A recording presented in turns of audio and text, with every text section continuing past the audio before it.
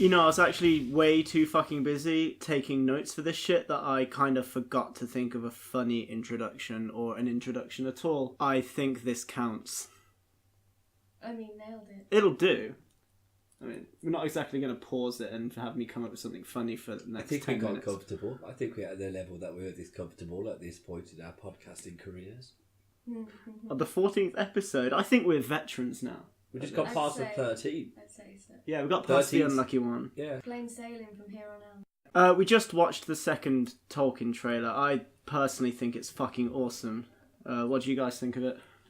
I'm excited about this film. I like Nicholas Hoult. I think he's a good choice to play Tolkien. I enjoyed him in Skins and as the Beast, actually.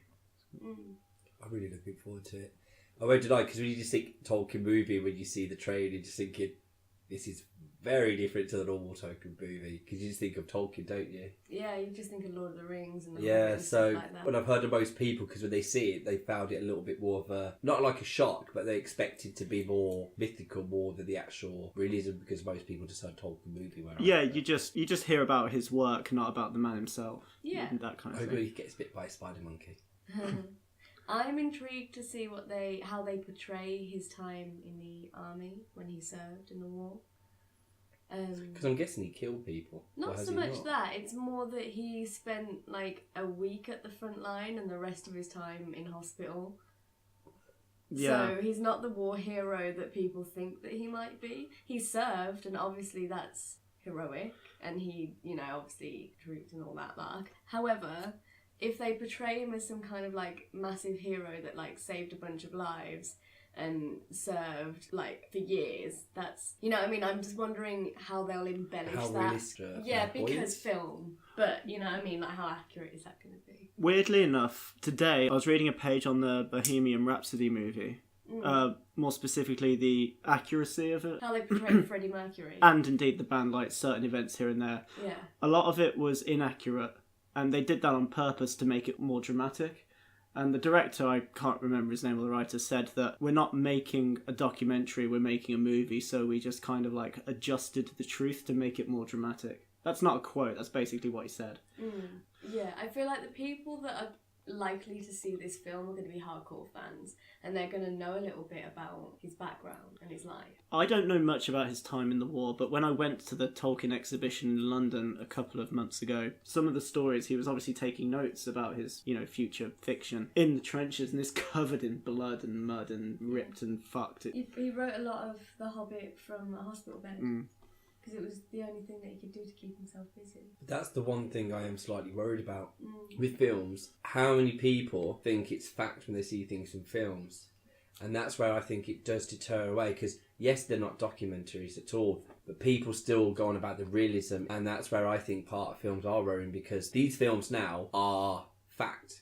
Yeah, they take the embellishment as fact when actually it's not true. And people will argue this, yet they'll probably never actually research the story in the film. And that's the one thing I've always found a little bit scary with films is this will eventually be fact. Oh yeah, basically I'm just hoping that they keep it accurate is what I'm hoping for. Yeah. Or some people will see it hoping for a Lord of the Rings film. It won't be. No, like it won't that, be. And then they'll think that it's shit. There were glimpses of Lord of the Rings-esque stuff that I imagine's in his head.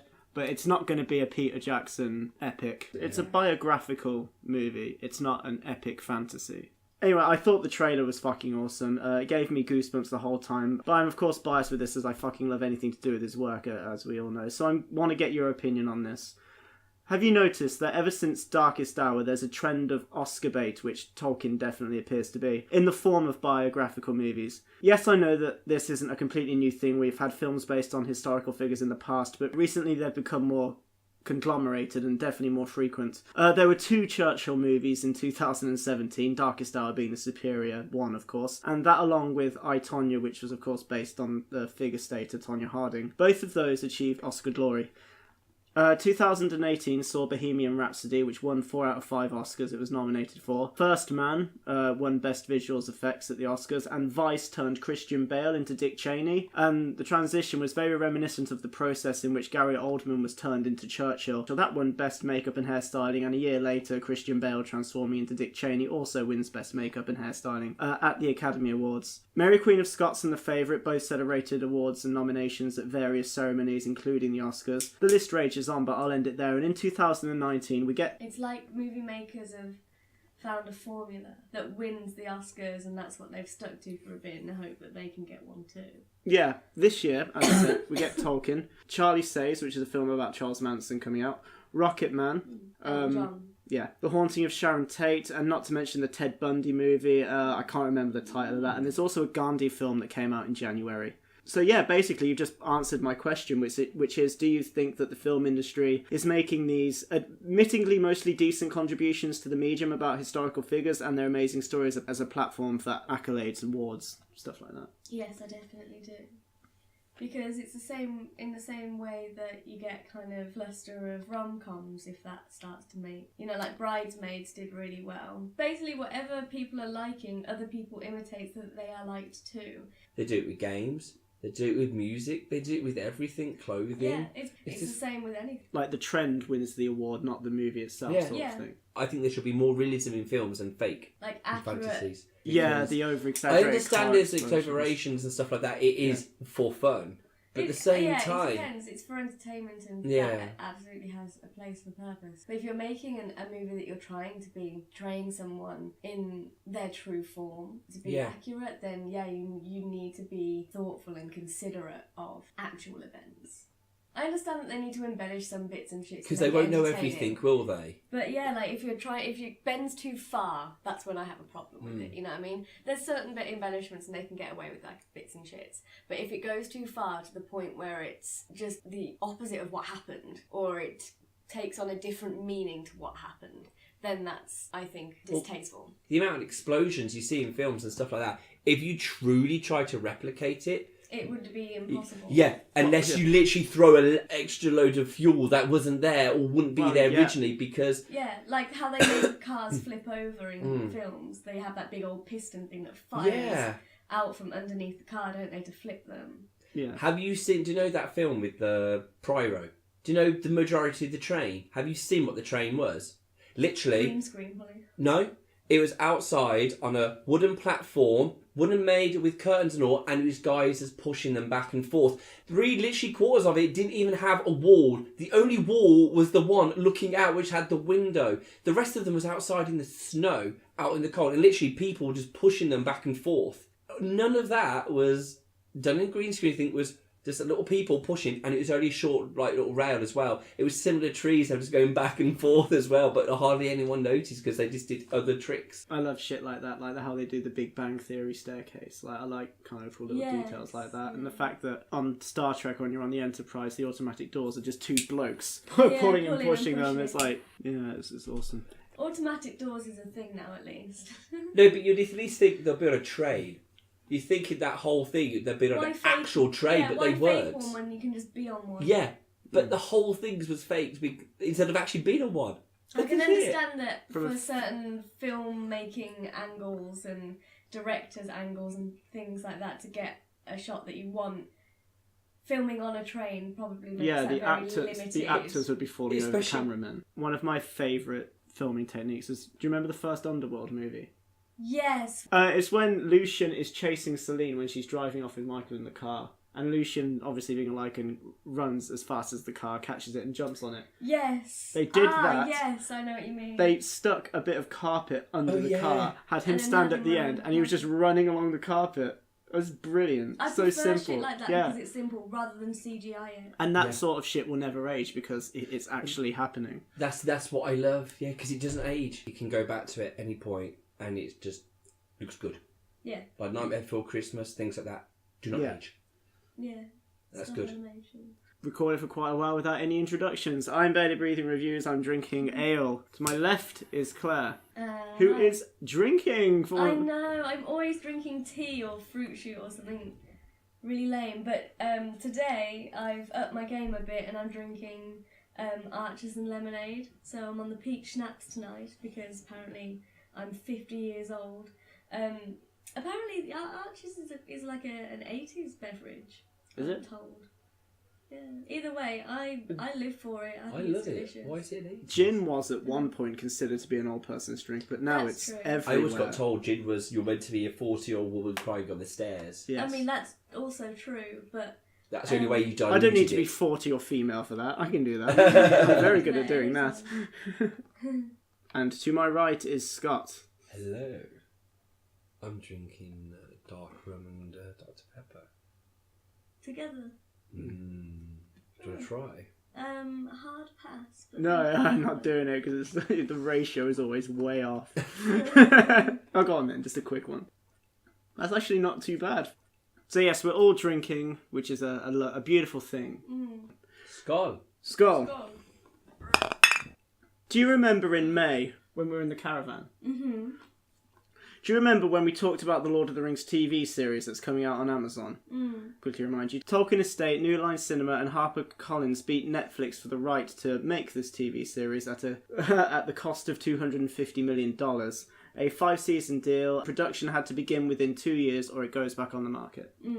There is some evidence of progress. I wouldn't call this going into production, but at least there's a slight update. On the Lord of the Rings TV series Facebook page on February 13th, they posted the quote, "I wisely started with a map," which is when Tolkien was asked about his writing process. That's what he said. He was like, "I wisely started with a map."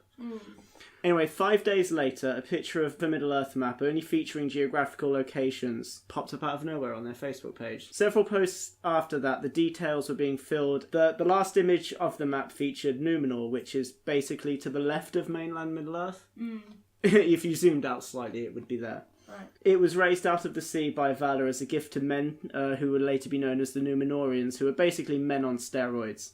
Right. The mountain from Game of Thrones would be considered the runt of the litter when it comes to being compared to these guys, like that helps to visualize. Comfortably over 7 foot, like massive people. The Dunedain were descendants of Aragorn, yeah. So basically Aragorn and his people were descendants of the Númenóreans. Eventually a schism happened because over time the people of Númenor came to resent the Valar for not giving them immortality. Because 270 plus years of peak physical health and rent-free island wasn't enough. I won't go into any more than that because I'll probably end up boring you and potentially maybe spoiling some of the plot. It's confirmed that it will take place in the Second Age. The Hobbit and Lord of the Rings stories took place in the Third Age.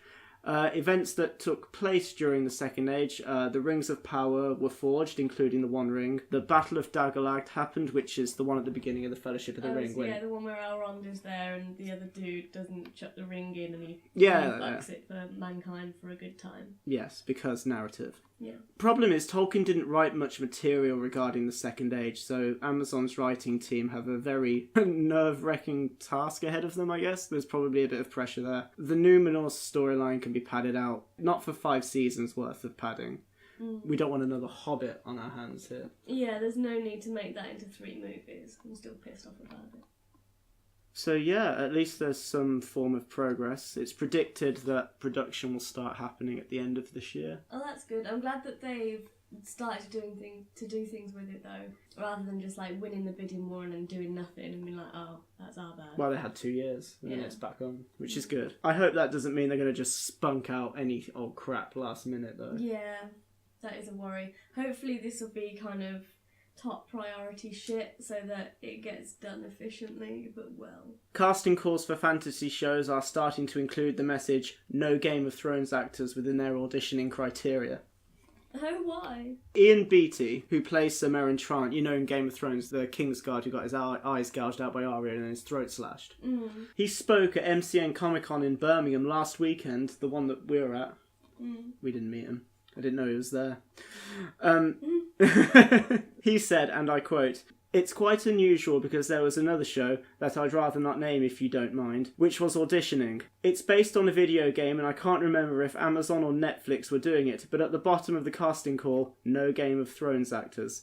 He is clearly on about the Witcher TV series coming out on Netflix in the nearish future and is not based on a video game. The game's source material were the Witcher novels, the first one of which was released in 1993. So he clearly didn't research the role he was auditioning for very well, did he? Continuing his quote, And that's not the first time that's happened. And I'm thinking, there's some pretty bloody good actors in Game of Thrones. What the heck? But they did not want any form of brand recognition. That's to do with the identity of the show. This is obviously a show that sees itself as a Game of Thrones type show. Seriously, the original material was published before Game of Thrones. Dickhead. It isn't out yet, it's being made, I think, as we speak, so they obviously don't want any crossover whatsoever, which is fair enough. I won't be watching it, but okay. Shade. Too much shade. He's basically pissy because he didn't get the fucking gig. Here's Sold his toys out. Here's my opinion on the whole thing. If they cast Game of Thrones members, they'd be accused of being derivative. Don't get me wrong, if Unsullied 26 gets a gig playing Alvin Warrior 57, I can imagine that not being much of an issue. Because they're going to need extras, and they're going to need people with combat experience, aren't they, obviously? Yeah. So that would be fine. However, for example, if you hire Kit Harington and Lena Headey as your protagonists, the show would be ridiculed for it. Critics would be like, is this the best Netflix can do, casting Jon Snow and Cersei Lannister as their mains in a medieval-esque fantasy? It's not exactly broadening the scope as far as originality, creativity and imagination are concerned. When Kit Harington played Vincent in Silent Hill Revelations in 2012 and starred in Pompeii 2 years later, I was like, why is Jon Snow outside of Westeros? Because he looked the same. The exact same. He had the same beard, the same hair, obviously. He's probably not allowed to cut his beard off. He wasn't allowed to cut his hair, but you could style it slightly differently. Give him a wig or something. Fuck, even when Game of Thrones had Sean Bean playing Ned Stark, I couldn't get Boromir out of my head. Yes. Because he looked the same. He did. And I had to really use a lot of energy separating them, and then he died anyway, so it was a waste. Plus, in the name of avoiding any potential medieval fantasy saturation, it's probably not a good idea to have the same faces across all of the shows. Exactly, you need some fresh faces. And it might be that, actually, they're saying no to Game of Thrones people to give other people a fucking chance. Yes. Yeah, I agree with that completely. New talent. Plus, from the Game of Thrones actors' perspective, especially from the main characters, they're probably fed up of the genre. I remember Kit Harington saying, after this, I am just going into movies to play different characters. Yeah, as many as possible.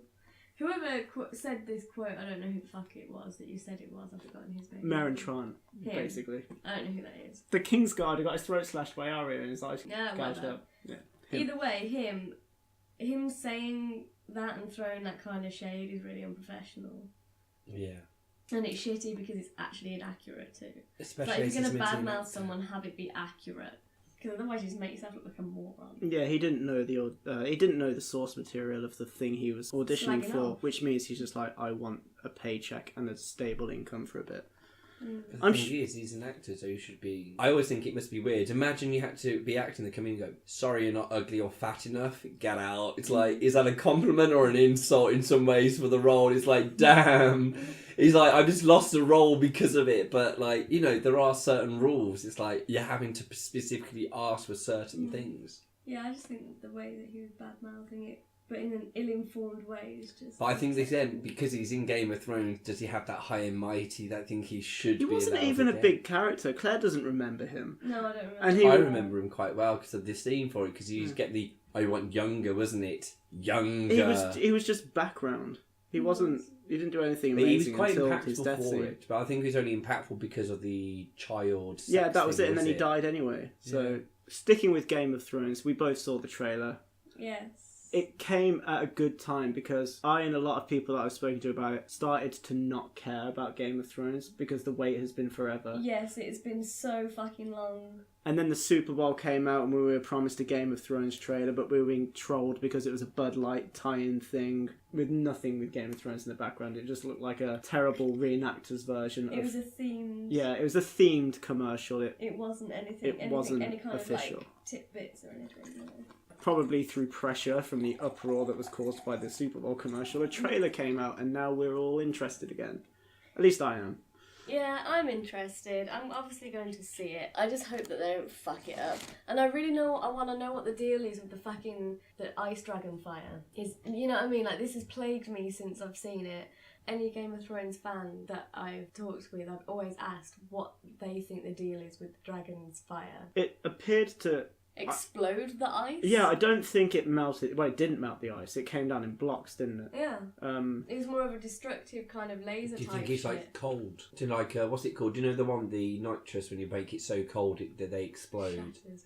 What's it? The one they normally have in films, like Terminator and stuff, to like liquid nitrogen, is it type of thing? I wonder if it's like that, which froze it, exploded it, because it's meant to be like cold, isn't it? I don't know, but the way that it looked was just confusing to me. I thought that it was a very action-heavy trailer. And then I was like, I don't want the whole season to just be one continuous battle, because I will get bored of that pretty quickly. With that said, it was leaked not long after the trailer that all of the footage that you saw is all in the first 2 episodes. What? That's a lot of shit for 2 episodes. They're over an hour long, but still a lot of shit. But they were called out on the fact that last season nothing happened until the last 2 episodes. So this season they have a lot to prove with making shit happen quick and straight away. What I'm hoping is that the White Walker threat isn't dealt with immediately and then they move back to bitching at each other about who's the king and queen. I don't want that, because they've been building this fucking Night's King and all that shit up for so long now. To have them dusted off before the season's halfway through, not cool. I'm looking forward to it either way. I'm going to watch it, of course everyone is. Yes. And I will happily, with everyone else, get my Now TV 3-month subscription for the time that it's out and then sack it off as soon as you've seen the whole of Game of Thrones. That's exactly what I'm doing. Yeah. I don't know how they've not reeled that in. I'm thrilled that they haven't reeled that in, and if they ever do, I'm hoping that they don't do it before Game of Thrones is out. Because I suppose they give the month trial in the hope that people will just stick with it. There was a little shitty thing about the trailer. It showed us Tormund's Giantsbane and Beric Dondarrion. Their story in the last season ended with them buried under the ice when the wall was coming down. And everyone was like, oh, did they survive it? Did they survive it? Oh, now we saw them just walking around like they did then. Because I thought the season was going to open up with them coming up from the from underneath the snow, which I thought would have been cool. Might. But no, it still might, but it's not going to have the same impact because now I know that they're alive.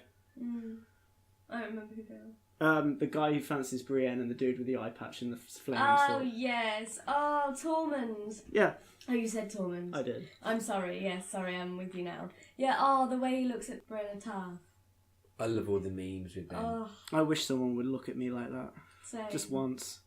Even if it's a mirror. Ben Affleck has stepped down from the Batman role but has still expressed interest in working with the DC Extended Universe. Could possibly contribute to the Batman movie expected in June 2021, reportedly set in the 90s and rumoured to have Deathstroke serve as the protagonist. Because Affleck worked on the screenplay during the early production and flirted with the idea to direct it, so this is probably the movie that he's gonna... Step out of the Batman role into the director's chair. Well, he was up for starring and directing it originally, and he wrote some of the screenplays I just said. But I think it's because of the negative feedback he's got, which I really don't understand, because I've said in every Ben Affleck Batman related review that I've ever done, I enjoy Batfleck. I enjoy Ben Affleck as Bruce Wayne. He's a better Bruce Wayne than he is Batman. I've said that several times. But he's still a good Batman. But because it's going to be set in the 90s, they're obviously going to need a younger guy to play him. But I hope he comes back. I find it interesting that the 90s has now become a nostalgic era. Don't. You know what I mean? Like, it used to be things were set in the 80s or the 70s, and now it's things are set in the 90s, way back when. It kind of hurts my feelings. James Gunn has been reinstated to direct Guardians of the Galaxy 3. Why was he taken off? Oh, do you not know the story? No, do tell. This is... Wow. Okay, this is a lot, so grab a drink. Alright. I don't need to be told twice. Do you know the story? I think I do. Bear with me. Right. Back in 2008, James Gunn wrote some controversial tweets about rape, child abuse and paedophilia, etc. You know the usual material that Phil's and Anthony Jeselnik set. Side note, there's a new stand-up show coming out on April the 30th that That's he's done. exciting. Yeah, man, it's on Netflix. It's all good. Jeselnik. Anyway, James Gunn got called out on it by Tumblr and the Mary Sue users. A massive apology by Gunn was made. He kept the tweets up to remind himself about his own fuck-up as he progressed to become a better person. Fair play. Alright. He didn't defend, justify, or even excuse what he had done. He just admitted that it was a barrage of swing and miss jokes. You know, his fuck-up. He was basically like, yeah, it was stupid and that's my bad. My bad, guys, but I'm not... I'm not gonna defend, justify, or excuse what he had done. Yeah, basically. Anyway, the heat died down and the world kept on spinning, basically. Yeah. 10 years later, July 2018, Q. Michael Serenvik, I don't care if I'm pronouncing his name wrong, it's Serenvik or Serenvich, pick one, who is an alternative right media personality, writer, conspiracy theorist, and sucker of Trump's cock, basically. Right. It's also worth noting he hosts shows promoting fake news as well as conspiracy theorists, and on many occasions falsely accused journalists and anti-Trump figures of being paedophiles and supporting paedophilia. Right. You would not want a beer with this guy. He sounds like a prize cunt. Serenvik or Serenvich, again, I don't care. The cunt. The cunt unearths these tweets because he got super triggered by Gunn's political opinions he posted on his own Twitter account. Basically some anti-Trump stuff, you know. Standard. Maybe, I don't know, I don't have Twitter. Anyway, he did this purely to fuck Gunn over, which I found so ironic because Serenvich, Vic, The cunt. had fuckloads of rape and transgender related jokes on his page, but whatever. Despite that, he rallied a small army of his followers and friends and they started kicking off to the point where it caught Disney's attention. They completely severed any connection they had with Gunn, resulting in him being fired as the director of the Guardians of the Galaxy 3 movie. Production companies he was affiliating with at the time didn't advertise the projects he was working on. He had to cancel his San Diego Comic-Con appearance. The list rages on again. During this whole fiasco, Gunn remained professional. He obviously received abuse. His friends and family were outspoken, but he never lashed out on anyone, including Disney. The tweets were still undeleted, but he did release another apology. Kind of explaining the upheaval and etc. Yeah. Disney received criticism from many celebrities, journalists and media outlets for firing him. A petition for his rehiring collected nearly 500,000 signatures. The man who voiced Disney's Hercules back in 1997 asked Disney to remove his voice from an upcoming theme park attraction. And the Guardians of the Galaxy cast themselves released a joint statement on social media to support Gunn, and Dave Bautista, the dude who plays Drax, refused to take part in the third movie if anyone else was hired to direct it. Yeah. But yes, good news. Disney has now rehired him as a director and he'll commence work on it after he finishes work on the Suicide Squad 2, which is out in 2021, and I am dreading the Suicide Squad 2 because the first one is shit. It's amazing what people can do when they're rallied together, isn't it? Beautiful thing. Sometimes it's not for good reasons, but that's like a really positive thing, isn't it, that's come out of it. But yeah, I'm glad that Disney kind of like got called on it. Disney are a bunch of pussy. But yeah, don't get me wrong, I'm not too fussed about Guardians of the Galaxy. I liked the first one, but I thought that this was unfair. It's another thing that's been, people like it, let's regurgitate a couple more to get some more money out of it. Chris Pratt is trending at the minute generally, isn't he? Like, he's been quite popular since Park and Rec and stuff like that. He's always been quite popular in himself. Yeah, I think at the moment he's really, really popular. Yeah, he's only really known for doing Parks and Rec, Guardians of the Galaxy, and The Lost World, kind of. Yeah, it's Jurassic Park and Lego. Cool, yeah. Something good happened. Yeah. James Gunn's doing Guardians of the Galaxy 3. I haven't seen the second one. It's alright. Yeah. There's my in-depth analysis for you. Yeah. It was good, but it wasn't as good. Actually, for me, I normally prefer second films, but actually I prefer the first with this. The first one of the actual Guardians of the Galaxy is the better one. You don't have to waste your time building characters in the second one. Yeah, that's why I prefer seconds, because it's not more about you it. can get into the action a bit quicker. Yeah, because sometimes you can do the 3-act structure over 3 films. Like, in a film, every film is structured setup, conflict, resolution. Some trilogies have 1 film setup, 1 film conflict, 1 film resolution. So what could be done in, say, 2 hours in the name of padding out Basically money what they do can be with The done Hobbit. in 3 films. Yes, we should coin that phrase. You've done a Hobbit or something. Yeah. But what I find, like, because we saw the Captain Marvel, they're going back further, like more like prequel, so to speak, for each other. Samuel Jackson looks amazing in it, like for the age he's meant to be for it. Like He looks amazing anyway. Yeah, but even still, then he's meant to be like in probably like 20s or something in here. I'm guessing, like from his age, from what he is now. And that's the other thing with films is they starting to try and do so many earlier stories, but the actors are just getting older. Did you enjoy Captain Marvel, Scott? I actually really did. It was alright. No, I enjoyed it. I thought it was really good. I I won't deny the main protagonist. I thought from what she was looking, I thought she was going to be so plain and boring as fuck. She was not. It was very interesting. I loved, like, it was a lot better than I thought. Apparently, they had all the bants together. They were like proper bouncing off each other. Oh, did they? Yeah. Pretty good. As in Samuel L. Jackson and... Is it Scarlett Johansson? No, it should have been Scarlett Johansson. It's Brie Larson. Not. Oh, fuck. She deserves a turn. We talked about this in depth on the Yeah, last she should have but had the she still first one, does. but she wasn't. Have you ever seen the superheroes when they do behind the scenes of superheroes, when they do their hero actions and stuff like that? When they go like... and then, or you got like the Flash and you see me... But you see, of course, in the film, like huge whirlwinds coming out and what I love seeing behind the scenes. Sorry, But the way these actors look like complete twats. Sorry, listeners, Scott waved his arms dramatically and blew a bit during that, in case you didn't see it. Visual explanations happening there. It was very animated. We really appreciated, and it helped us to understand. I feel like the noises were enough. I think Marvel has gotten the formula down regarding how to make a consistently good superhero movie. Oh, hell yeah. So, the only way of separating them is some of them stand out. Some of them are just better than the already good movies. Like I think they do it on purpose. Like the first Avengers, Winter Soldier, and Guardians of the Galaxy 1. But otherwise, they are savagely consistent and reliably fun action movies. Brie Larson puts on a solid effort as the first female to front a Marvel movie, but we established that we really think that Scarlett Johansson deserved it more. Yeah. I have no real complaints about her performance at all, to be honest. She bounced off her overqualified supporting cast well. Seemed very competent during the action scenes and is overall a positive contribution to this universe. Samuel L. Jackson, of course, nails it. I really enjoyed him playing a less serious version of Nick Fury, and as you said, the de-aging worked. The job that they did on him was very, very impressive. Like, you don't have to just pretend to listen.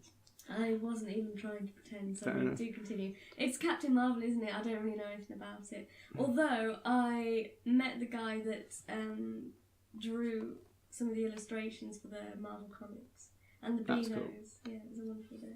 He did my caricature of Bessie. Kev, his name was. That sounds so made up, though. It does sound made up, but it's legit true. I expected it to be something more epic. I believe what did I? It was like every to the point we said Kevin. Like Kev was just thinking Kevin. He drew a koala for me. If there are any issues at all, it's tone related. Because this was a non-linear origin story featuring characters that are in present-day storylines, it's still impossible to give a fuck during tense moments involving the question of will they make it, because you already know the answer. Of course they're going to make it, because they're alive in films at a later date. Also, it really does feel like they squeezed this in just before Endgame comes out, so you know who and what the fuck is going on when she eventually saves the day. We touched on that on the last podcast. 124 minutes is too long. I think at least 15 minutes of the second act could have been chopped. Some of the creatures look like they were dragged out of an early episode of Stargate, and for a movie with a budget of over $150 million, I expected better. Do you remember during the Star Wars prequels when Palpatine was portrayed as a good guy, but you know that at some point he's going to fuck shit up because he is the Emperor of the Sith? So treason is obviously inevitable. You sort of get this within this film. One of the bad guys in Guardians of the Galaxy is a good guy in this film. So you know that him and anyone affiliated with him is a bad guy. Rogue, and then the twist happens, but you're like, well, this is obvious, because of course they're going to turn baddie at some point. Because we already know that he's a dick in future. I also think I know what Marvel's like partly formula is. One of the things is they aim for the younger audience. It's basically need to give it like heroin to kids. Enough for them to keep coming back, but they keep enough jokes in there. And a good enough like looking characters. And so the parents. A whimsical character for it's for the parents. So the parents have eye candy and can sit there and be like, all right, they're not too bad looking. All right, it's kind of funny. I can put up with it. Yet the kids are lapping it up, and then they want the underwear, then they want the t-shirts, and they want the clothes, and they want the bed sheets and everything else. Because it is just selling. Like in Star Wars, the little furry fuckers that are on the cliffs. Oh my god, I want the pot figure so bad. Yeah. I don't know why. I just want it. Yeah. There you go. Yeah. I'm one of those. I am a sucker. I haven't got it, but I want one. I want one for the car. I think they're really cute. He's right. Like with Marvel especially, the kid's going to be like, "Oh, Thor Ragnarok's the best movie ever made." Blah blah blah. The mum will be sitting next to him going, "This film is bullshit, but fuck it. Chris Hemsworth is topless." Yeah. And at the end of the day, and there's a few jokes in there just to keep them enough going, okay, I can watch it, because otherwise a parent won't. Because, no offence, if it was like completely My Little Pony and you had to watch that completely, a parent would not go and watch that. Like a Power Rangers movie. I knew you were going to bring up the Power Rangers movie! Distance high five. How? I generally believe that is how it goes. But it makes money. The kids love it. They get the toys. They want the games. They want the T-shirts. They want all the extra bits. An extra way for the filmmakers to squeeze that extra few pounds from people's pockets. Yeah. I really enjoyed Russian Doll on Netflix. I really enjoyed Russian Doll as well. It was really nice to see Natasha Lyonne at the helm, being the protagonist, the main character. It was all about her. It was styled really well. I love the differences. Door, I really wanted that door. Like, it was like a crack lava, but blue. Was it a blue light? It was kind of like, essentially, it was a big piece of wood with I watched that in a day. A the whole knot season. taken out of it, I think, and then filled with like colour and resin.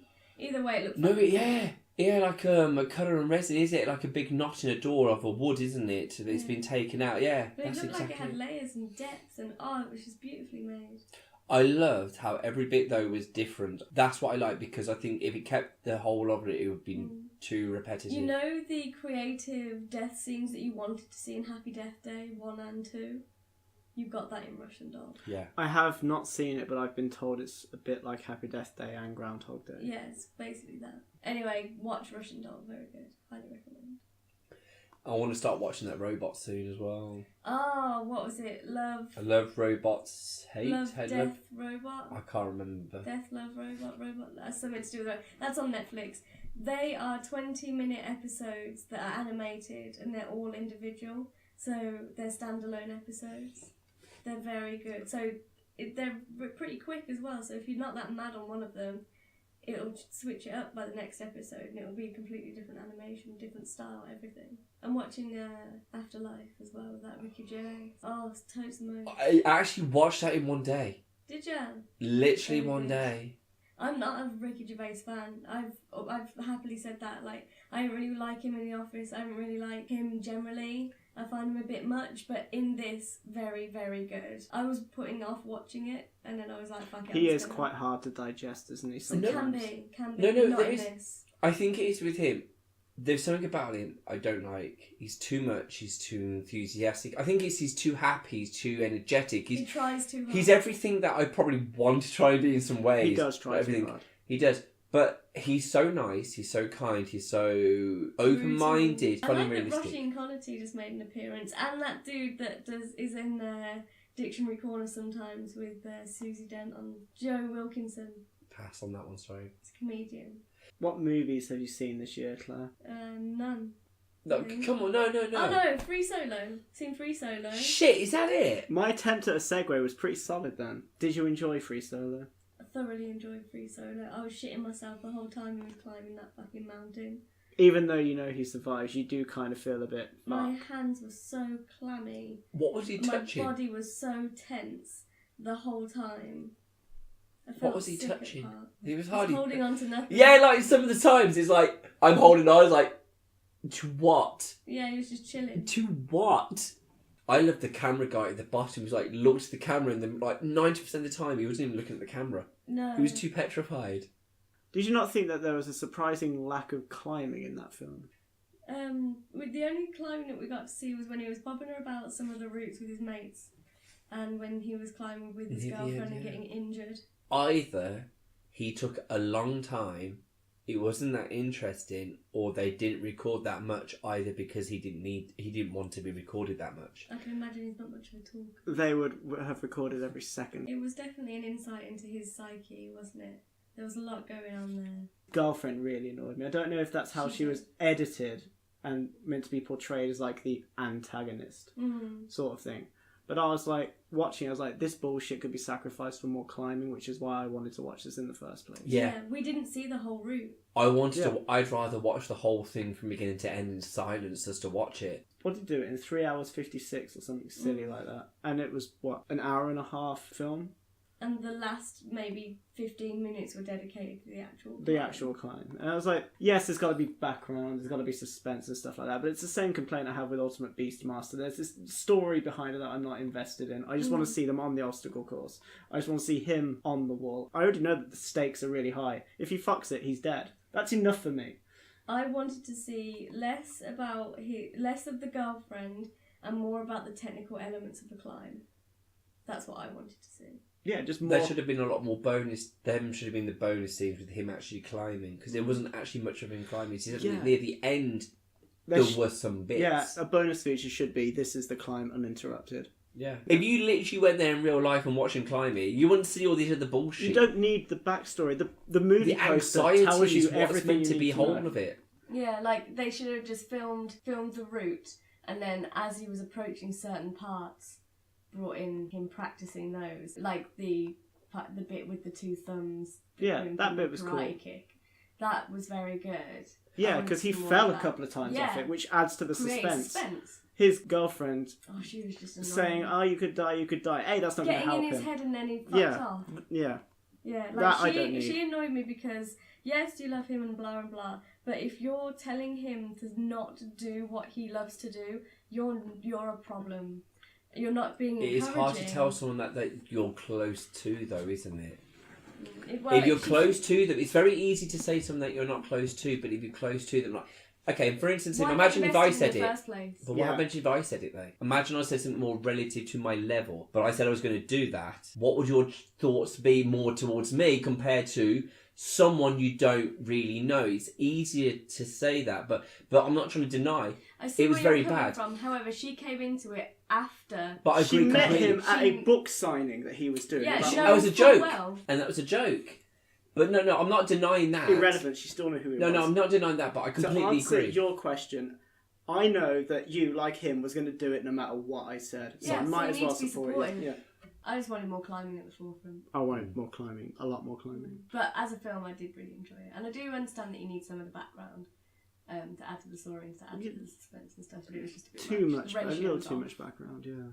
I have seen many movies this year. I won't bore you with a list, but my favourite one so far is Fighting With My Family, which is based on a true story telling you the tale about how the WWE wrestler Paige came to fame.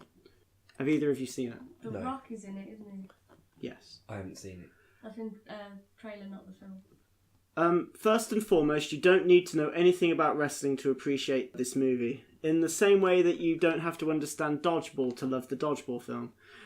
Both, weirdly enough, star Vince Vaughn, who is amazing in this. In fact, everyone is, to be honest. Lena Headey and Nick Frost. Fuck me, I dare you not to love Nick Frost in this. It's actually my favourite performance of this. I like Nick Frost. He's so jolly as a person. They both play her parents, who have amazing chemistry. The Rock, despite being on the movie poster and in the trailer, isn't actually featured much at all. He partakes in a couple of cameos. But because he is The Rock, he was slapped on the forefront because he sells tickets. He does bring an audience. I wasn't mad at his lack of presence at all, because he would have most likely smothered Florence Pugh's amazing portrayal of Paige. Unwavering screen presence, extremely convincing performance. I was invested with the protagonist's fate, so to speak. I actually gave a shit. The movie is not a film about wrestling as such. It's more of a story about how two siblings share a dream and it's only come true for one of them. Obviously, the relationship between them changes, and the way that Pugh and Jack Lowden, who plays their brother, share scenes together is honestly really good acting. They go through some heavy shit together and you can't help but get roped into it. It's also funny as fuck. It was written and directed by Stephen Merchant, a man who knows what the fuck he is doing when it comes to comedy.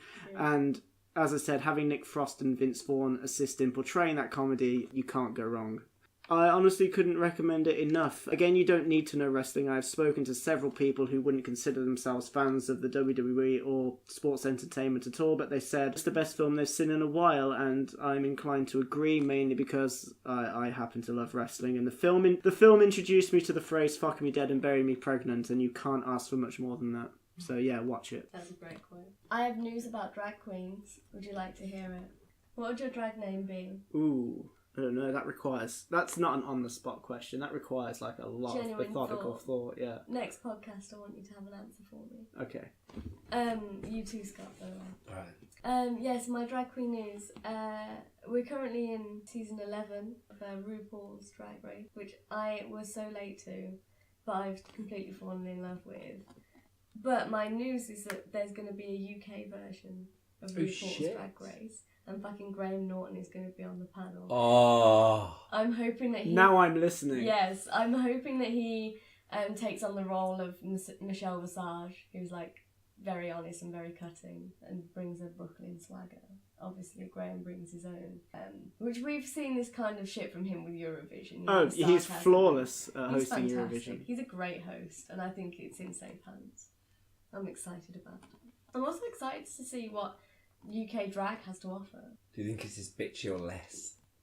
Oh, I'm sure it's just as bitchy, but in a different He way. won't need a script. I think it'll be more bitchy. I hope so. Is RuPaul going to actually host it still? I have no idea. Literally all I know is what I've said to you already. I'm just like very, very happy about it. I'm going to see Bianca Del Rio in Manchester. That should be good. Yeah, I'm very excited. It's Just a Joke is the name of the tour. Highly recommend. Right, I believe we've now reached that point in the podcast where we talk about the Dickhead of the Week. Right, you know, Claire, how every podcast... Well, you know that we store the archive of Dickhead of the Week on your laptop and you never remember to bring it and it's completely out of date. Yes. Well, earlier today, you'll love this, I went through all of our podcasts and made a chart of the Dickhead of the Weeks that we've done. Oh, I'm both impressed and saddened by your achievements today. Do not get me wrong, I didn't listen to them all the way through because thankfully we're quite consistent with where we do this. It's usually towards the end, so I could just kind of like... And the ones with the Dickhead of the Year, I don't have to bother with that. Anyway, I have the chart. I'm excited. So the categories are... I love how big this piece of paper is considering there's like 4 things on It's it. A4. And there's more than 4 things on it. How many did you allow? Okay, so this is from least to most dickish. Right. So in Flaccid Dick, we have Scott. Do you remember for your rant about camels a few episodes ago? did we put Scott in there for that? Well, we didn't sign him a category, so I put him in the least dickish one. Alright. Which I thought was fair. We have semi-flaccid dick next. No one's in there. Erect dick, where Activision are. That was our first ever podcast. The super erect dick, currently occupied by Universal Studios and one-on-one internet. The super throbbing erect dick, there is the Oxford English Dictionary. Remember the emoji thing that you did? Yes, that was bullshit and I'm still angry about that. Cock ring, there's Will Smith, Nintendo Switch and the Dark Overlord. Does Will Smith add now because he's now becoming the genie from Aladdin?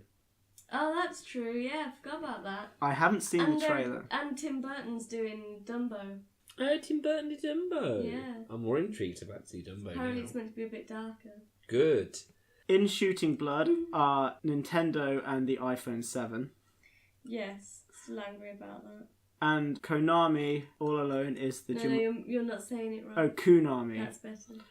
The Jumanji 2 writers. We were angry at them because they made a video game instead of a board game, and what is kind of like ironic enough is that I really loved the movie. You can buy the board game.